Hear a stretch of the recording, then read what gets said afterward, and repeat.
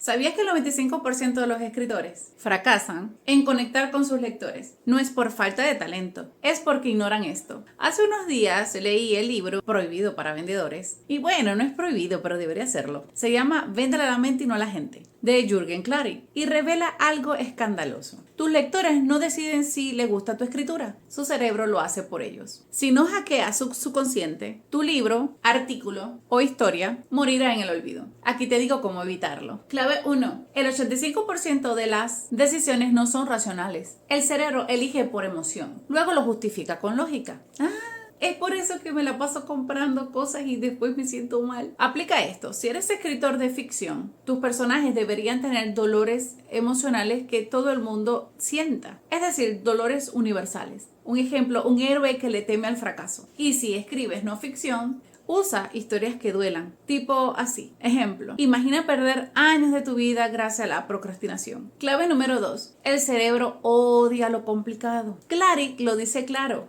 Si no es simple, el cerebro lo borra. Aplica esto si eres escritor de ficción. Si escribes fantasía, no satures al lore en el capítulo 1. Y si escribes no ficción, usa pastillas de conocimiento. Ejemplo, dosifica el conocimiento, ¿sí? Hazlo poco a poquito, no tienes que darlo todo en el capítulo 1. Te voy a dar un ejemplo radical. Escribe como si tu lector estuviese borracho, porque en realidad su subconsciente siempre lo está. Clave número 3. Los cerebros que controlan a tus lectores. Gráfico rápido. Están los reptilianos, el límbico y la neocorteza, la lógica. Un ejemplo. ¿Por qué 100 años de soledad engancha? Porque Gabriel García Márquez ataca a los 3 cerebros. El reptiliano no quiere morir solo. El cerebro límbico sabe que amar duele. La neocorteza, ¿cómo encaja este realismo mágico? 4. El secreto de las historias que no olvidarás. ¿Recuerdas esa escena de tu libro favorito que te hizo llorar? Klarik lo explica. Se llama neuroasociación. Y claro que puedes usarla. Te daré un truco o un ejemplo. Relaciona tu mensaje con un recuerdo que sea muy común. Un ejemplo. ¿Te acuerdas cuando te dejaron en visto? Así se siente tu lector si se aburre. Clave número 5. El dolor versus el placer.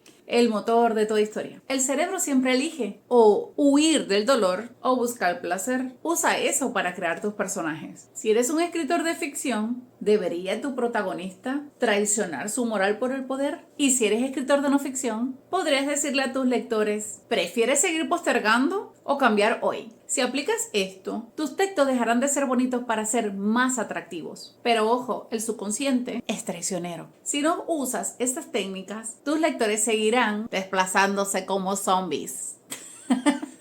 ¿Vas a dejar de verdad que esto pase?